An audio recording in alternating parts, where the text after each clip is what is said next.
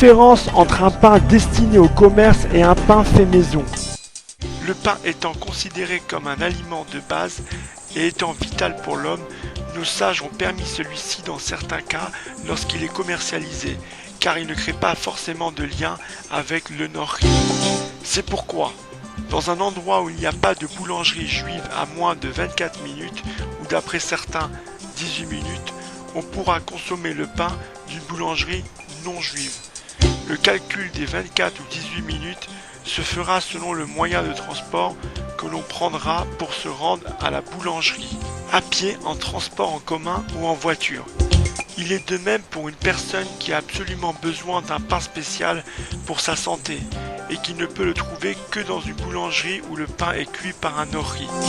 Cependant, il est fortement conseillé de consommer du pain cuit par un juif pendant Shabbat, Yom Tov et pendant les 10 jours de pénitence.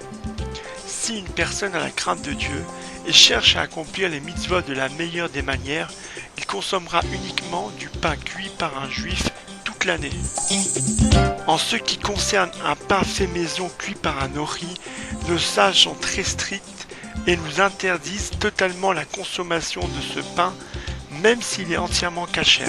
Mais attention, un pain qui est considéré comme un pain fait maison et un pain qui a été cuit dans le but de le consommer à la maison.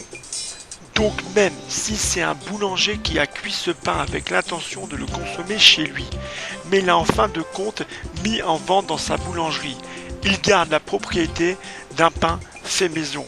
De même, le pain destiné au commerce est un pain cuit dans l'intention de le vendre. Donc si un particulier a cuit ce pain dans l'intention de le vendre, il est considéré comme pain destiné au commerce.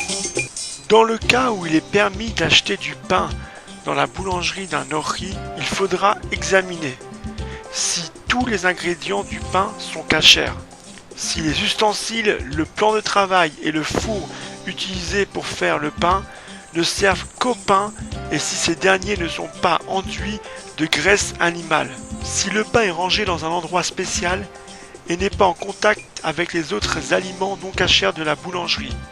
Dans l'idéal, on choisira une boulangerie qui ne fait que du pain.